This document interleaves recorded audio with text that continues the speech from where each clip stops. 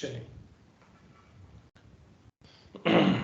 नमो अरहंताणं, नमो सिद्धाणं, नमो आयर्याणं, नमो वज्रायाणं, नमो लोये सव्यसाहुणम्। मंगलम भगवान वीरो, मंगलम गौतमो गणी, मंगलम कुंद कुंदाद्यो, जैन धर्मोस्तु मंगलम। सर्व मंगल मांगल्यम, सर्व कल्याण कारकम, प्रधानम सर्व धर्माणाम, जैनम जयतु शासनम, जैनम जयतु शासनम। सकल गेय ज्ञायक तदपि निजानंद रसलीन, सो जिनेन्द्र जयवंत नित हरिरज रहस विहीन। शून्य तने रस निबंध शिथिल थाय, जान्य तने हृदय ज्ञानी तना जनाय। तू रुचताम जगत नीरुचि आलसे सो, तूरी जताम सकल ज्ञायक देव रीजे। चलिए, हमारी चर्चा मंगल शासन भाग 2 के आधार से, मंगल शासन भाग 2 के आधार से अहिंसा नाम का जो पाठ है मंगल शासन भाग 2 में, उस पर चल रही है। और उसमें चर्चा करते करते हमने काफी बिंदुओं की चर्चा कर ली। सर्वप्रथम तो उन अमृतचंद्राचार्य के बारे में चर्चा करी जिन्होंने इन श्लोकों को लिखा। कौन से ग्रंथ में, कौन से ग्रंथ में, किस ग्रंथ के आधार से ये पाठ लिखा गया है आपका?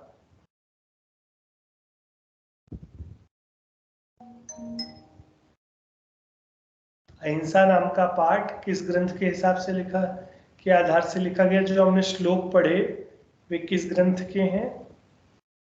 पुरुषार्थ सिद्धि उपाय। जी, पुरुषार्थ सिद्धि उपाय के। पुरुषार्थ सिद्धि उपाय में इन जनरल किसका वर्णन है? पुरुषार्थ सिद्धि उपाय की विषय वस्तु क्या है? चरणानुयोग का ग्रंथ है। चरणानुयोग का ग्रंथ है, बिल्कुल। विषय क्या है? श्रावकाचार्य या मुनियों का आचरण।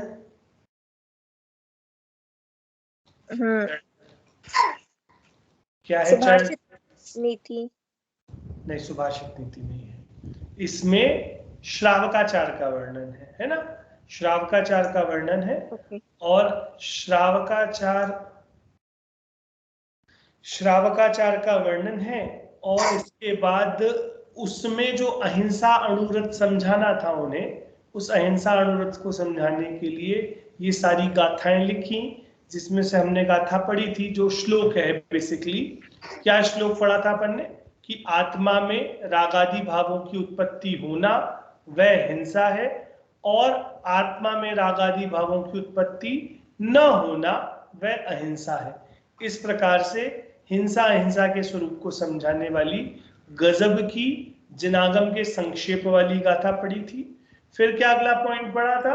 अगला पॉइंट हमने पढ़ा था कि आत्मा के वास्तविकता में जो चेतना का शुद्ध परिणाम है, या चेतना कहे एक ही बात है, उनके घात होने का नाम हिंसा है। और इनसे विपरीत जो कुछ भी है, तो चाहे उसे पाप कहो, चाहे उसे झूठ कहो, चोरी कहो, चाहे कुशील कहो, चाहे परिग्रह कहो, 5 में से कोई भी नाम ले लो, सारे के सारे पांचों के पांचों पाप कैसे हैं? पांचों के पांचों पाप हैं वे आत्मा की शुद्ध परिणाम के घात रूप हैं, तो हिंसा रूप ही है। ऐसी चर्चा हमने यहां पर कर ली थी। अच्छा, इसके बाद क्या चर्चा करी थी हमने? कि हमने चर्चा करी थी अयत्नाचार से हिंसा होती है। क्या मतलब है? अयत्नाचार का क्या अर्थ होता है, और उससे हिंसा कैसे होती है?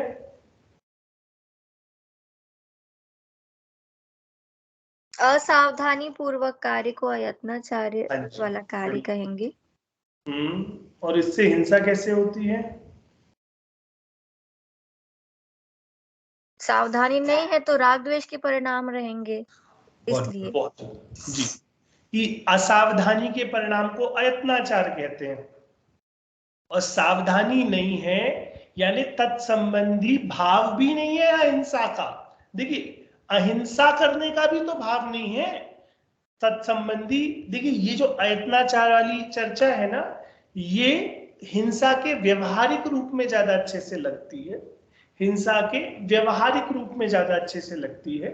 कैसे लगती है हिंसा के व्यवहारिक रूप में? कि प्राणी, आपके जीव जो है वह मरे या न मरे, हिंसा का पाप इसीलिए लग रहा है क्योंकि आपने अहिंसा का भाव नहीं किया, इसीलिए आपको हिंसा का पाप लगेगा, है ना। आपने अहिंसा का भाव नहीं किया, यत्नाचार नहीं किया, इस कारण से हिंसा के दोष सहित जीव को ऐसी स्थिति होती है कि भले जीव मरता हो न मरता हो तो भी उसे अयत्नाचार के पाप से हिंसा का पाप लगता है। यहां तक की चर्चा हो गई थी।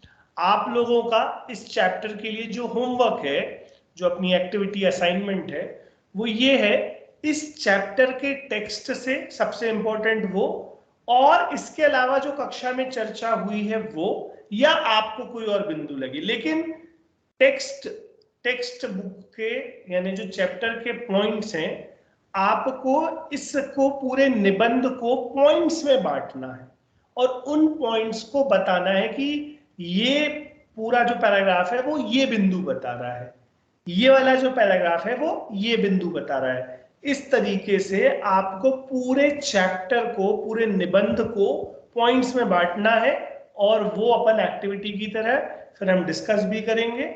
और इसके अलावा, ये तो कंपलसरी है, इसके अलावा अगर आपको कुछ लगता है कि और कोई बिंदु जो हमारे डिस्कशन में आया हो या ना भी आया हो, पर आपको लगता है कि हिंसा हिंसा संबंध में उसका विचार होना चाहिए, तो आप उसको रखेंगे। ठीक है, चलिए आगे बढ़ते हैं। तो भैया आपने तो अच्छा रास्ता बता दिया कि प्राणी मरे या ना मरे, हिंसा का कारण तो क्या है? हिंसा का कारण तो अयत्नाचार का भाव है। तो ठीक है, अगर जीव मर भी जाए तो हम अयत्नाचार का भाव नहीं रखेंगे, अपने परिणाम शुद्ध रखेंगे, तो सब सही हो जाएगा। ऐसी वाली बात ही आती है ना, जैसे ही ये वाली बात कहो कि प्राणी का मरना न मरना इससे लेना देना नहीं है, मन तो अपने भाव शुद्ध होने चाहिए, तो तुरंत आता है कि ठीक है हम शुद्ध भाव रखेंगे और बढ़िया पाप करते चले जाएंगे। तो ऐसा चलेगा क्या? ठीक है, तो यहां से आज अपनी चर्चा हम चालू करते हैं। स्क्रीन दिख रही है? स्क्रीन दिख रही है? जी भैया, दिख रही है। यहां कोई कह सकता है कि जब दूसरे जीव के मरने और न मरने से हिंसा का कोई संबंध नहीं है, तो फिर हिंसा के कार्यों से बचने की क्या आवश्यकता है? बस परिणाम ही शुद्ध रखे रहें। इसका उत्तर आचार्य देते हुए कहते हैं, सूक्ष्म मापी न खलु हिंसा पर वस्तु निबंधना भवति पुंस हिंसाय तन्न निवृत्ति परिणाम विशुद्ध तदपि कार्यो। यद्यपि पर वस्तु के कारण रंच मात्र भी हिंसा नहीं होती है, फिर भी परिणामों की शुद्धि के लिए हिंसा के स्थान यानी आश्रयभूत कारण पर पदार्थों को छोड़ देना चाहिए। क्या मतलब है? क्या कह रहे हैं भैया कि पर वस्तु के कारण किंचित मात्र भी हिंसा नहीं होती है। इसका मतलब समझ में आ रहा है? एक जाती हुई चींटी मेरे लिए स्ववस्तु है या परवस्तु है? परवस्तु है। उसके कारण, उसके घात से, उसको परेशान करने से मेरी हिंसा नहीं होगी? बोले होगी। कैसे होगी? वो चींटी के कारण नहीं होगी, तुम्हारे परिणामों के कारण होगी। वो ये नहीं कह रहे कि हिंसा ही नहीं होगी, आपने उसका घात किया तो हिंसा नहीं। बोले नहीं, उस चींटी के कारण हिंसा नहीं हुई है। समझना, जब ऊपर भी कह रहे ना प्राणी मरे या ना मरे, तो उसमें प्राणी का कोई लेना देना नहीं है। आपके परिणाम से हिंसा अहिंसा सेट होती है, उसके आधार से ही हिंसा अहिंसा का पूरा क्या कहते हैं दारोमदार सेट होता है। इस कारण से कह रहे हैं कि पर वस्तु के कारण हिंसा अहिंसा का कोई भी लेना देना नहीं है। एक सेकेंड, चार्जर लगा लूं मैं।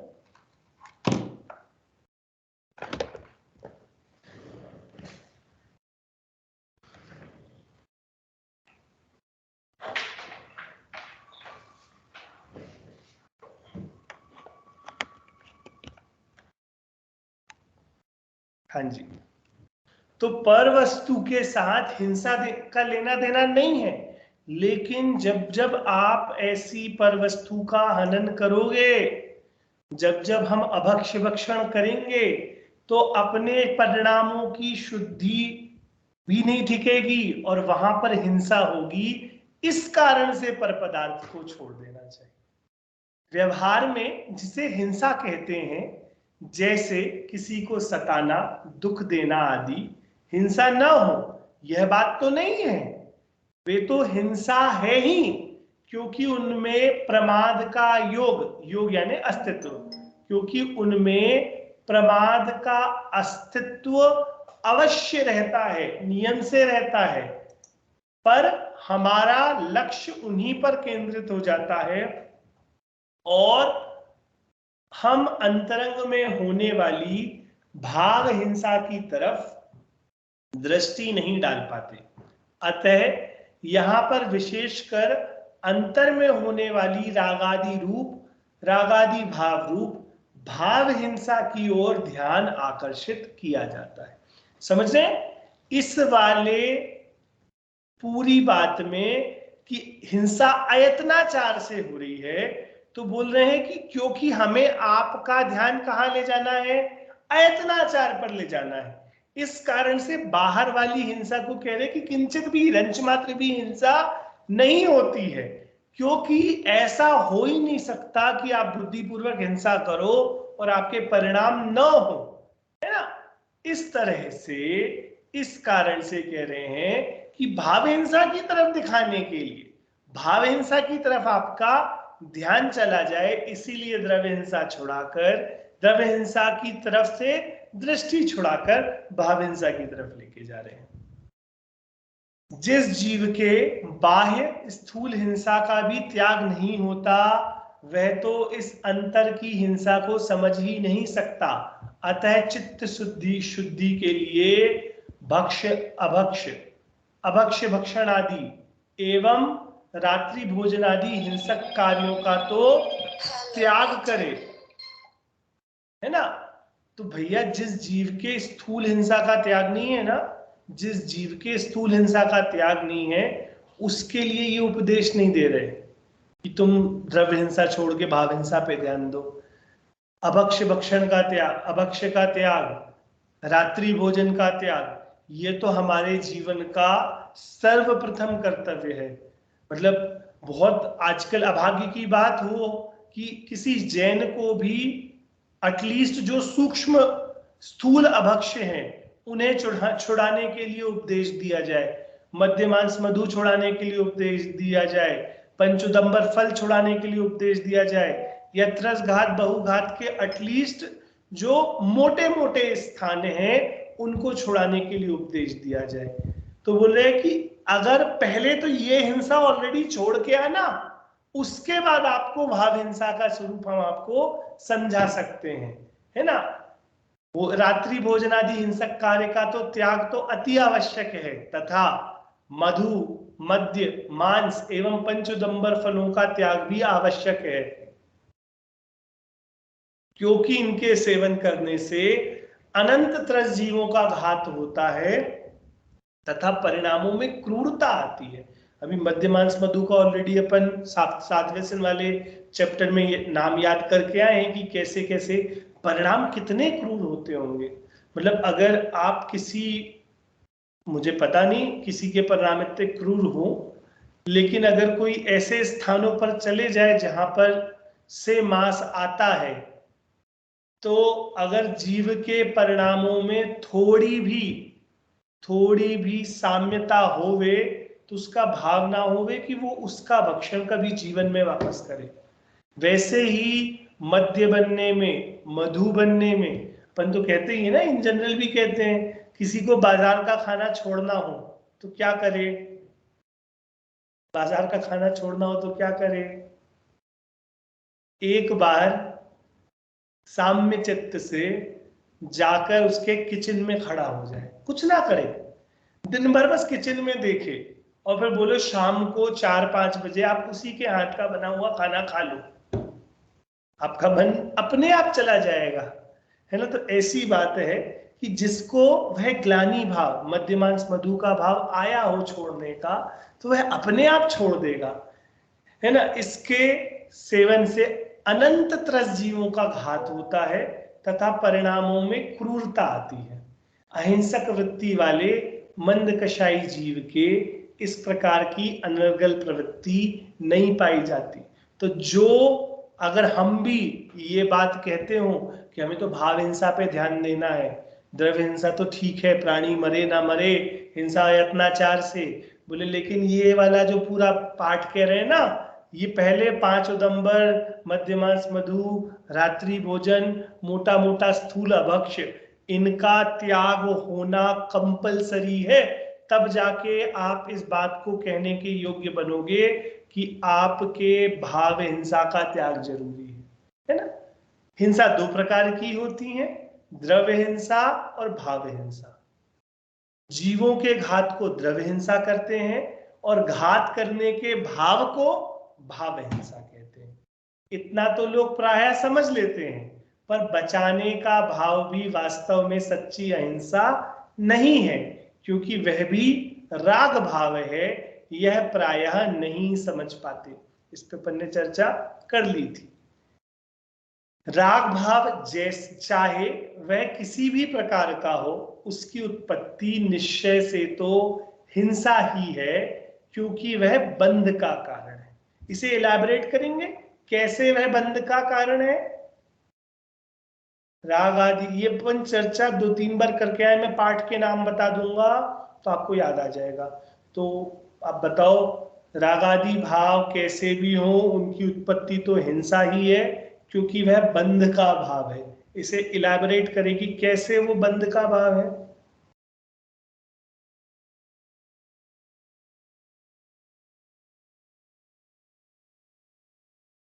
व्यसन में भी आया था क्या भैया ये? नहीं, 7 तत्वों में आया था और 7 तत्व संबंधी भूल में आया था। ओके। कैसे कैसे समझ में आ रहा है कि राग भाव बंध का कारण है? क्योंकि वो पुण्य पाप से संबंधित है, जहाँ पुण्य पाप है वहां पे शुभ अशुभ भाव होंगे, और जहाँ शुभ अशुभ भाव है वहां राग द्वेष के परिणाम होंगे, तो बंध ही होगा। ये भी कह सकते हैं, सही है, बिल्कुल सही है। वैसे ही आश्रव बंध का नाम ही रागादि भाव है। आश्रव बंध किसे कहते हैं? आत्मा में रागादि भाव की उत्पत्ति होना, इसे आश्रव कहते हैं। इसी का उनका आत्मा में रुक जाना, इसी को बंध कहते हैं। तो जब जब राग होगा तब आश्रव बंध अपने आप होगा। तो ये वाली बात, तो ये कोरिलेशन तो सीधा बैठा हुआ है ना। तो जब जब राग भाव की उत्पत्ति हो, तब तब निश्चय से उसे हिंसा ही जानना। निश्चय से का क्या अर्थ होता है, निश्चय व्यवहार क्या होता है, इसको समझने के लिए अभी मंगल प्रभावना 1 में चैप्टर है निश्चय व्यवहार, तब जब पढ़ेंगे सो देखेंगे। लेकिन इन जनरल भी निश्चय किसे कहते हैं, व्यवहार किसे कहते हैं, आपको पता है। यथार्थ कथन हो तो निश्चय, यानी सीधा सीधा कथन हो तो निश्चय, और पर यथार्थ कथन ना हो लेकिन सहकारी पने के कारण, निमित्त पने के कारण, हेल्पिंग करने के लिए, उसे एक्सप्लेन करने के लिए जो कथन किए जाए वो व्यवहार होता है। तो वास्तविकता में तो वह राग भाव तो निश्चय से हिंसा ही है। जब राग भाव की उत्पत्ति को हिंसा की परिभाषा में आचार्य अमृतचंद्र ने सम्मिलित किया होगा, तब उसके व्यापक अर्थ शुभ राग और अशुभ राग का उन्हें ध्यान न रहा हो ऐसा नहीं माना जा सकता। जैसे अब कई लोग इसका ये भी अर्थ निकाल लेते हैं। कैसे, क्या निकाल सकते हैं? ये अर्थ कैसे निकाल सकते हैं? शुभ राग किसे कहते हैं और अशुभ राग किसे कहते हैं? तो जो देवशास गुरु की भक्ति का भाव, उनके प्रति आज पूजा का भाव, उनके प्रति सम्मान का भाव, देव गुरु धर्म के प्रति जो राग होता है उसे क्या कहते हैं? शुभ राग। और दुनिया की बाकी चीजों के लिए, स्त्री पुत्र मकान, अपनी अपनी चीजों के लिए जो राग होता है वह अशुभ राग। तो अब सुनने में तो ऐसा लगता है कि अशुभ राग को हिंसा कह देते, शुभ राग को हिंसा नहीं कहते, ऐसा कह देते। लेकिन आचार्य अमृतचंद्र ने केवल राग का नाम लिया और राग आदि का नाम लिया। तो वास्तविकता में उन्होंने ऐसे भेद किया हो कि शुभ राग अलग है और अशुभ राग अलग है, ऐसा भेद किया हो, उन्होंने बोले ऐसे कोई भेद नहीं। शुभ राग से भी हिंसा होती है, अशुभ राग से भी निश्चय से तो हिंसा ही होती है। शुभ राग से भी निश्चय से हिंसा ही होती है। तो इस कारण से ना शुभ राग को निश्चय से अहिंसा कहा जा सकता है, ना अशुभ राग को निश्चय से अहिंसा कहा जा सकता है। तो फिर कैसे कहा जा सकता है? कैसे कहा जा सकता है? तो उसका अहिंसा की सच्ची और सर्वोत्कृष्ट परिभाषा आचार्य अमृतचंद्र ने दी है कि रागादि भाव, कि राग भाव किसी भी प्रकार का हो हिंसा ही है। यदि उसे कहीं अहिंसा कहा हो तो उसे व्यवहार उपचार का कथन जानना चाहिए। अब इसमें आपकी पूरी चरणानियों की अहिंसा खड़ी होती है। कैसे? कैसे? जीव को बचाने के लिए पानी छानने का भाव करना हिंसा है कि अहिंसा है? बोले अहिंसा है। काय से?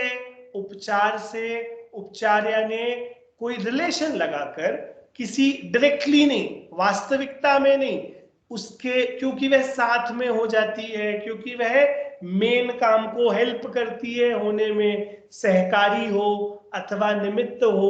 इस कारण से पानी छानने का भाव हिंसा है कि अहिंसा है? बोले अहिंसा है व्यवहार से। देख के चलने का भाव हिंसा है कि अहिंसा है? बोले अहिंसा है व्यवहार से। और ये व्यवहार की अहिंसा से पूरा चरणानुयोग चल रहा है। तो कोई बोले कि भैया व्यवहार की अहिंसा तो नी पालो और मस्त सब अभक्ष्य खाओ, कोई यत्नाचार प्रवृत्ति नहीं करो, तो उनसे बोलेंगे आप जैन दर्शन से बाहर हो, आपके लिए जैन दर्शन में रहने का कोई स्थान नहीं है, है ना? क्योंकि व्यवहारिक अहिंसा होवे तब निश्चय अहिंसा की दिमाग में, चर्चा में या स्वरूप समझ में उसको वास्तविकता में आ सकता है। 8 मूल गुण पालन करने का भाव, 5 उदंबर, मद्य मांस मधु करने का भाव अहिंसा है। ये अहिंसा है। और दुनिया में प्यार से हिल मिल के रहने का भाव, नो वॉर ओनली पीस, ये जो भाव है अहिंसा है व्यवहार से। और क्या व्यवहार अहिंसा है? अभक्ष्य भक्षण न करने का भाव अहिंसा है। किसी जीव को सताने के का भाव न करना, अपने सबऑर्डिनेट्स का दिल दुखाने का भाव न करना अहिंसा है। जैन दर्शन की अहिंसा गजब व्यापक है कि अगर अंतरंग में वो इतनी डीप है कि वह अंतरंग में जाके बिल्कुल आपके आत्मा को शुद्ध बना दे, तो बाहर में जाके वो इतनी व्यापक है कि पूरी दुनिया में शांति ले आए। वह अंतरंग शांति के लिए भी है जैन दर्शन की अहिंसा, और बहिरंग शांति के लिए भी है। निश्चय अहिंसा अंतरंग शांति के लिए, व्यवहार अहिंसा पूरी दुनिया की शांति के लिए। तो अच्छा, और क्या व्यवहार अहिंसा है? कि जो शुभ राग है, देवशास गुरु के प्रति भक्ति का भाव। क्यों? क्योंकि जब जब शुभ राग करोगे तब तब विषय कषाय में नहीं लगोगे, तब तब पाप में नहीं लगोगे, तो स्थूल अहिंसा नहीं होगी। इस कारण से वह भी कैसी है, उपचार से। व्यवहार अहिंसा है, भगवान की पूजा करना अहिंसा है, भगवान के वचनों का स्वाध्याय करना अहिंसा है, गुरुओं के प्रति आदर रखना, उनकी टहल करना, उनकी चर्या आदि करवाना, वह सब का सब उपचार से, व्यवहार से अहिंसा में आ जाता है। बोले आपने इतनी कठिन दे दी है अहिंसा की डेफिनेशन, कौन पालेगा इसको? साधु ही पाल सकते हैं। इसका उत्तर भी दादा ने इंक्लूड किया इस लेख में। यहां यह प्रश्न हो सकता है कि ऐसी अहिंसा तो साधु ही पाल सकते हैं, जो आप खतरनाक वाली अहिंसा की, राग की उत्पत्ति ही ना हो, वो अहिंसा है। अतः यह तो उनकी बात हुई। सामान्य श्रावक जनों, श्रावकों को तो दयालु, दूसरों के बचाने के भाव अहिंसा ही सच्ची है। पर अमृतचंद्र ने, हमने अभी प्रश्न पूछा था ना, आचार्य अमृतचंद्र ने जो पुरुषार्थ सिद्धि उपाय लिखा, इसमें किसका वर्णन है? श्रावक का आचरण का वर्णन है कि मुनिराजों के आचरण का वर्णन है? तो वो तो श्रावकाचार का ग्रंथ है, और श्रावकों के आचरण समझाते हुए ऐसी अहिंसा क्यों कहे इतनी कठिन वाली? तो क्या कह रहे हैं? पर आचार्य अमृतचंद्र ने श्रावक के आचरण के प्रकरण में ही इस बात को लेकर यह सिद्ध किया है कि अहिंसा दो प्रकार की नहीं होती। अहिंसा को जीवन में उतारने के स्तर दो हो सकते हैं। हिंसा तो हिंसा ही रहेगी। क्या कह रहे हैं? अहिंसा दो प्रकार की नहीं है। हमने पहले दिन, एक दिन कक्षा में उदाहरण लिया था, पहले दिन ही उदाहरण लिया था ना, कि भैया शुगर किसके लिए अच्छी है? भाई शुगर तो सबके लिए खराब है। शुगर छोड़ने की स्थिति अलग अलग होती है। कोई थोड़ी छोड़ता है, कोई बहुत छोड़ता है, कोई पूरी छोड़ देता है ना? तो अहिंसा तो अहिंसा का एज अ कॉन्सेप्ट, वो अहिंसा एक सी है। उसे जीवन में उतारने के स्तर दो हैं, श्रावक का अलग और मुनियों का अलग। यदि श्रावक पूर्ण हिंसा का त्यागी नहीं हो सकता, यदि श्रावक पूर्ण हिंसा का त्यागी नहीं हो सकता, तो वह अल्प हिंसा का त्याग करे। पर जो हिंसा वह छोड़ ना सके, उसे अहिंसा तो नहीं माना जा सकता। जैसे एक उदाहरण ले लें। हमने सोचा कि हम बाजार की बनी हुई वस्तु अष्टमी चतुर्दशी नहीं खाएंगे। ठीक है, बाजार का नमकीन या कुछ भी बाजार की प्रोसेस्ड वस्तु हम अष्टमी चतुर्दशी नहीं खाएंगे। क्यों नहीं खाएंगे? क्योंकि हम पूरी हिंसा का त्यागी तो नहीं बन पा रहे, तो अल्प हिंसा का त्याग बने। तो इसका मतलब ये हो है क्या कि अष्टमी चतुर्दशी के अलावा वह जो पदार्थ आप खा रहे हो वह भक्ष्य पदार्थ हो जाएगा? क्या वह भक्ष्य हो जाएगा अष्टमी चतुर्दशी छोड़कर? नहीं होगा, ऑब्वियसली नहीं होगा। यहां से लगाए इसको, हर आप अपने जीवन में जितने नियम फॉलो करते हो ना, सब में लगा सकते हैं कि भैया हम ऐसे रहेंगे तब तो हम ये वस्तु नहीं खाएंगे, है ना? लेकिन जैसे 10 लक्षण के समय हम मर्यादित भोजन ही करते हैं, है ना? मर्यादा का आटा, नमक, क्या कहते हैं, मसाले आदि। तो बाकी 355 दिनों में अमर्यादित भोजन भक्ष्य हो जाता है कि अभक्ष्य ही रहता है? अभक्ष्य ही रहता है ना। तो वैसे ही श्रावक भले ही पूरी हिंसा का त्यागी नहीं हो सकता, लेकिन बाकी जो हिंसा है, जो उसके रागादि भाव रूप, चाहे शुभ राग हो चाहे अशुभ राग हो, रहेगी तो वह हिंसा ही।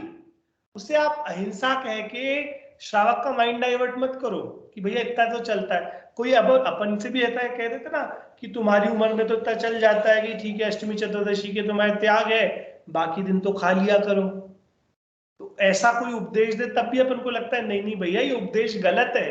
उपदेश तो ये होना चाहिए कि अभक्ष तो वो 365 के 365 दिन है। अब तुमने नियम 10 दिन का लिया है, कोशिश करना कि उसे अगले बार 1 दिन, 2 दिन, 4 दिन, 10 दिन बढ़ाने की कोशिश करना। क्योंकि अच्छा, क्यों बढ़ाने की कोशिश करना? बाकी दिनों में तो वह अहिंसा थी। बोले नहीं, बाकी दिनों में भी वह हिंसा ही थी, वह अहिंसा नहीं थी। इस कारण से बाकी दिनों में भी उसे अहिंसा नहीं मान सकते। यदि हम पूर्णतः हिंसा का त्याग नहीं कर सकते तो हमें अंशतः त्याग करना चाहिए। देखिए ये सेंटेंस इतना गजब है, इसे आउट ऑफ द कंटेक्स्ट भी ले जाके सोचें। कोई भी पाप भाव जीवन में आए ना, उसको छोड़ने की कोशिश करने के लिए यहीं से चालू करना चाहिए। यार हम ये करते हैं, यार ये बुरी बात है, इसमें हिंसा होती है, ये नहीं करना चाहिए। तो अगर पूर्णता नहीं छोड़ सकते तो सोचना चाहिए कि आंशिक कैसे छोड़ें। It gives you very good power. बहुत अच्छी मोरल बूस्टिंग करता है सेंटेंस कि अगर हम पूर्ण नहीं छोड़ सकते तो अंशतः तो छोड़ सकते हैं, कभी तो छोड़ सकते हैं, कुछ दिनों के लिए तो छोड़ सकते हैं। और ये केवल खाने पीने में मत लगाना, सब में लगाना है ना। सब में लगाना यानी हम बहुत वेब सीरीज देखते हैं, हम बहुत इंस्टाग्राम की रील्स देखते हैं, हम बहुत मोबाइल पे व्हाट्सएप पे चैट करते हैं, बस मोबाइल नहीं, हम बहुत गॉसिप करते हैं, लोगों की बुराइयां करते हैं, हमें बहुत मजा आता है तो हिंसा। अब पूर्ण त्याग नहीं कर सकते तो अंशतः त्याग तो करना ही चाहिए। पूर्ण क्यों नहीं कर सकते वो प्रश्न अलग है, लेकिन ये हर चीज में लग सकता है। हर पाप की क्रिया जो हम करते हैं उसमें यह सेंटेंस आगे बढ़ने के लिए लगाया जा सकता है कि यदि हम पूर्णतः हिंसा का त्याग नहीं कर सकते हैं तो हमें अंशतः त्याग करना चाहिए। यदि वह भी ना कर सके तो कम से कम हिंसा को धर्म मानने और कहने का तो त्याग करना ही चाहिए। और वो ना कर सके, पूर्ण हिंसा का त्याग ना कर सके, तो हिंसा में धर्म मानना ये वाली बात तो नहीं सिद्ध हो सकती ना। शुभ राग राग होने से हिंसा में आता है और उसे हम धर्म माने, यह तो ठीक प्रतीत नहीं हो। शुभ राग यानी, शुभ राग यानी अभी बताया था, शुभ राग यानी मैं नहीं बोलूंगा, नहीं नहीं, उसके उदाहरण दिए थे। शुभ राग किस संबंधी होता है और अशुभ मंदिर राग किस, देव शास्त्र गुरु के प्रति जो राग रहता है। उसको सेंटेंस को कंप्लीट करो आगे पढ़ के, क्या कह रहे हैं यहाँ पे। देव शुभ शास्त्र, राग, हाँ पढ़िए पढ़िए। सबसे फर्स्ट लाइन है ना भैया। हाँ हाँ, शुभ राग राग होने से हिंसा में आता है और हम उसे धर्म माने, यह तो ठीक प्रतीत नहीं होता।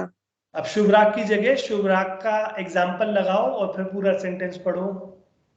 अच्छा, देव शास्त्र गुरु राग होने से हिंसा में आते हैं, पर अगर हम देव शास्त्र गुरु में ही धर्म माने तो यह ठीक प्रतीत नहीं होता।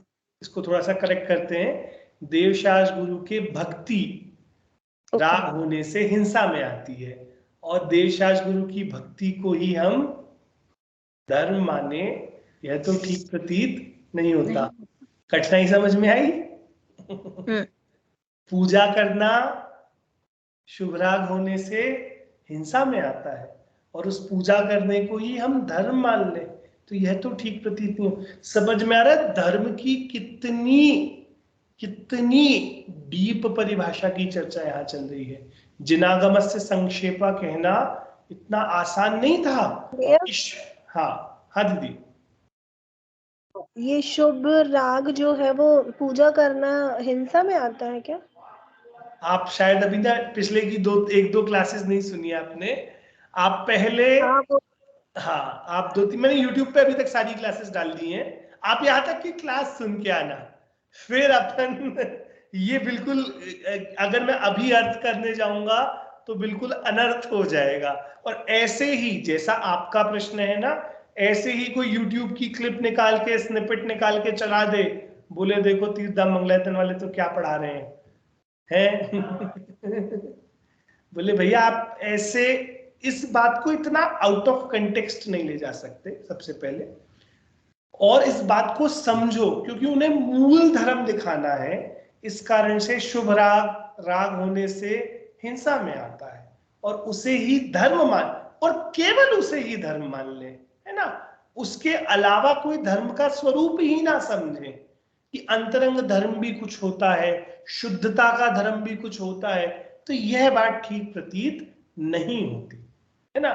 तो प्रियंका दीदी आप थोड़ा सा कैचअप करके आइएगा, फिर अपन अगर आपको तो भी कोई, मैंने पहली कक्षा में ही कहा था, इस कक्षा के संबंध में आपको कुछ भी लगे कि ये वाली बात आप कैसे कह रहे हो भैया, ये वाली बात तो हो ही नहीं सकती, we are ready to discuss it to till, मतलब कितना भी टाइम लगे हम पूरा डिस्कशन करेंगे, तभी उस बात को पूरा करेंगे, है ना।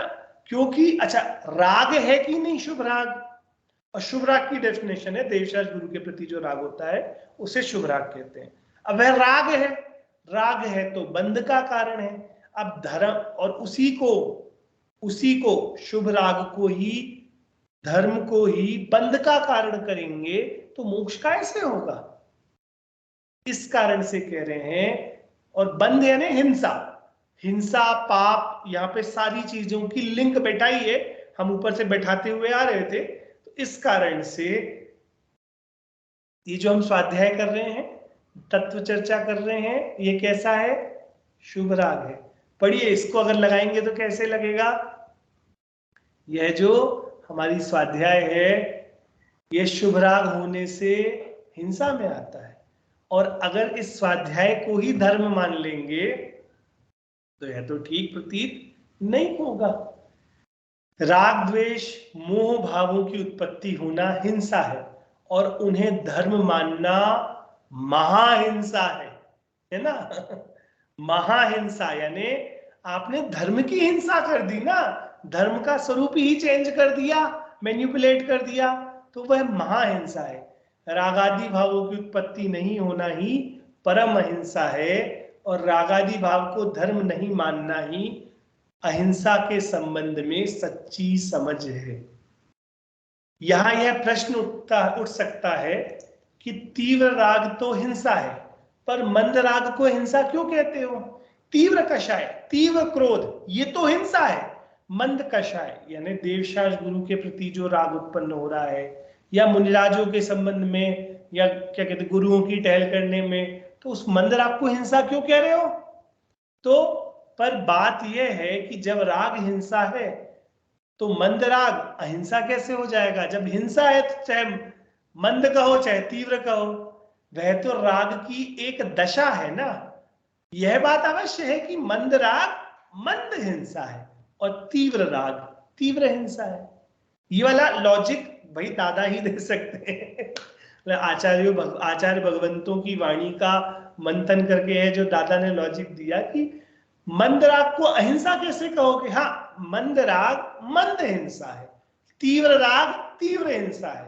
तो अगर तीव्र राग में खड़े हो, तीव्र हिंसा में खड़े हो, तो आपसे क्या कहेंगे? थोड़ी मंद हिंसा में आ जाओ।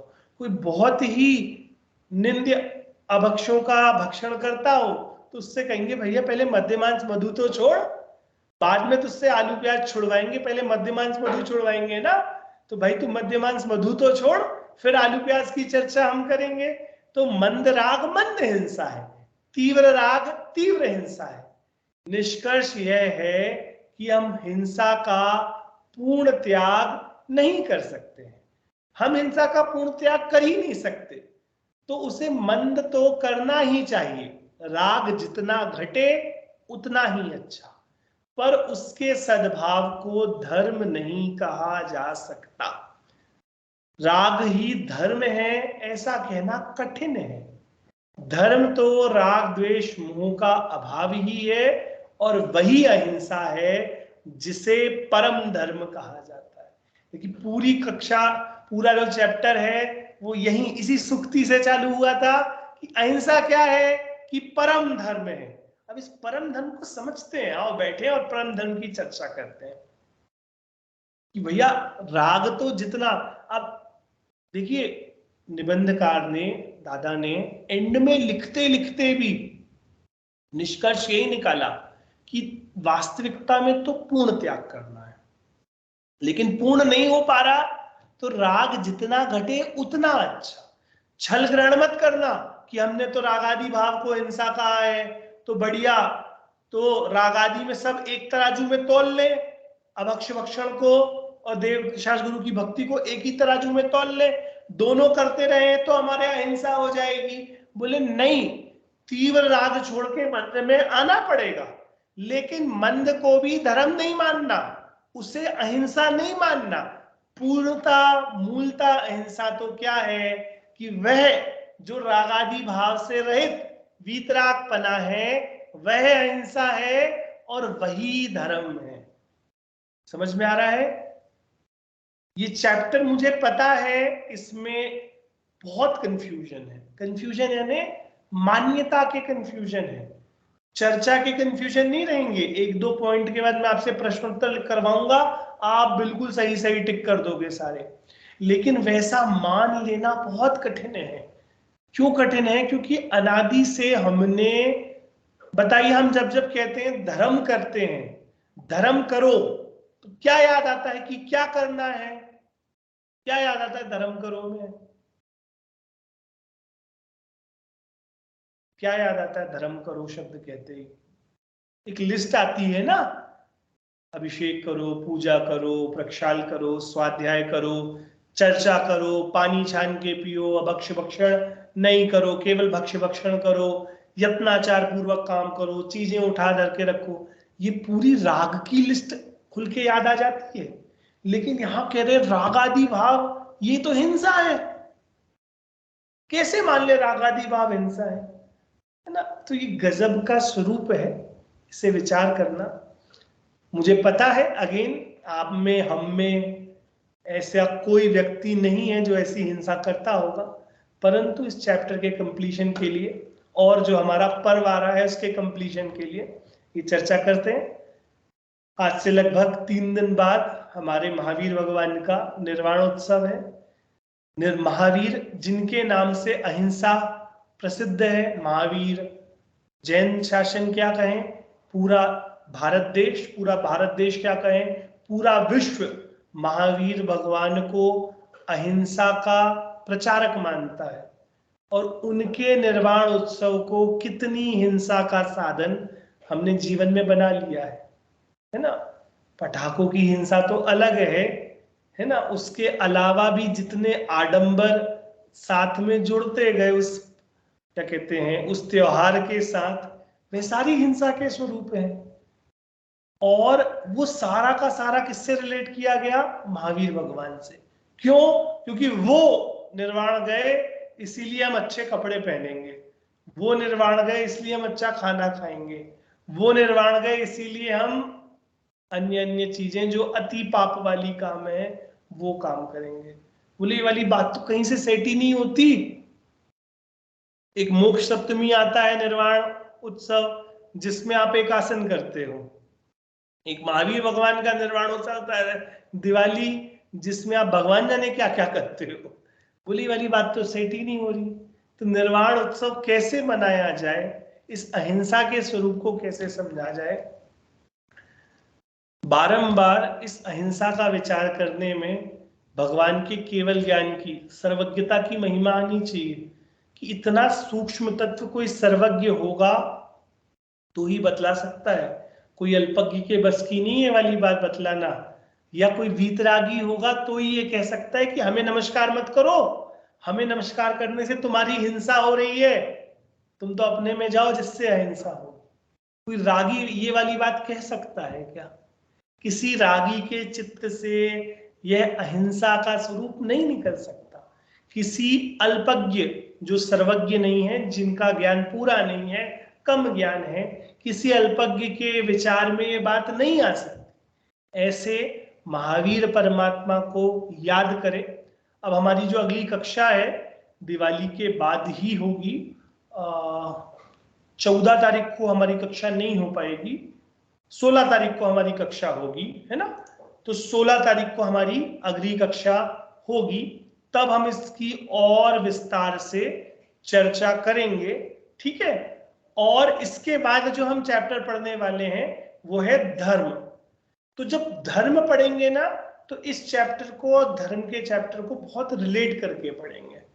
और क्योंकि अहिंसा धर्म है, और आपको भी बार बार कम से कम 5 बार ये चैप्टर आप पढ़ो और इसके पॉइंट्स निकालो, इसके पूरे पॉइंट्स को ज्वाइन करो कि अच्छी वाली बात यहां से कैसे आ गई, इसको निबंधकार ने इसको कैसे जोड़ा है, तब आपको थोड़ा और लॉजिकली ये वाली बात समझ में आएगी।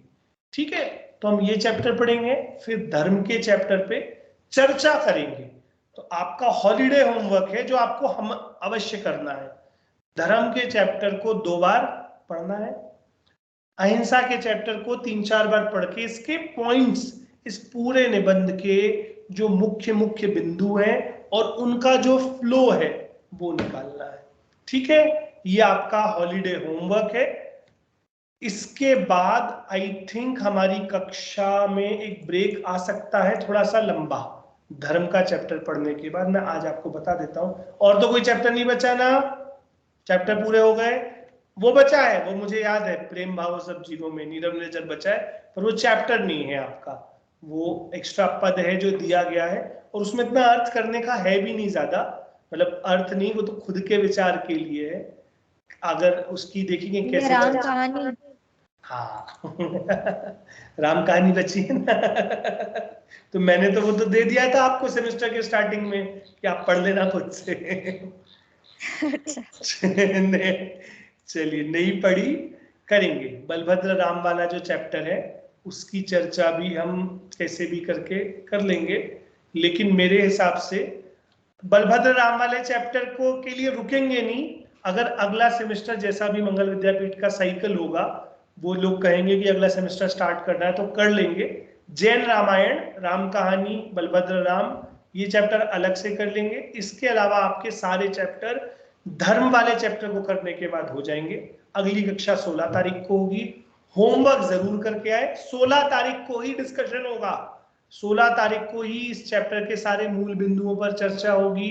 आपको लिखने हैं, प्रॉपर पेज की फोटो खींच के भेजनी है मुझे, कि पेज में वो पूरा लिख के कि पहला ये बिंदु मिला हमें, और फिर अगला ये बिंदु मिला और इन दोनों का कनेक्शन क्या था, फिर ये बिंदु मिला, फिर इन दोनों का कनेक्शन क्या था, फिर ये बिंदु मिला, फिर इन दोनों का कनेक्शन क्या था। ये सारी चर्चा अपन अगली कक्षा में करेंगे, और फिर हम अपना धर्म वाला पाठ चालू करेंगे। अगली कक्षा 16 तारीख को होगी। आप सभी को वीर निर्वाण उत्सव की बहुत बहुत शुभकामनाएं। शुभकामनाएं तो क्या, हमारे भगवान आज के ही दिन निर्वाण को प्राप्त हुए थे। आज मतलब जिस दिन कार्तिक कृष्ण अमावस्या के दिन, उनका जीवन वास्तविकता में सर्वज्ञ के बिना यह जिन शासन की कोई नींव, कोई आधार नहीं है। तो ऐसे सर्वज्ञ परमात्मा को बारंबार नमस्कार करते हुए, बारंबार दिन भर उनका चिंतन चले, है ना, दिवाली के दिन उनके अलावा और किसी का चिंतन ना चलने पाए, और किसी अन्य खाद्य वस्तु का चिंतन ना कर चलने पाए, ऐसी दिवाली मनाएं हम सभी, है ना। इसके साथ आप सभी को अभी अपनी चर्चा यहीं रखते हैं। जिनवाणी स्तुति, है ना। निज निधि निज में बताई यह अनंत उपकार है, इसके लिए जिनवाणी माँ को वंदना शत बार है, वंदना शत बार है।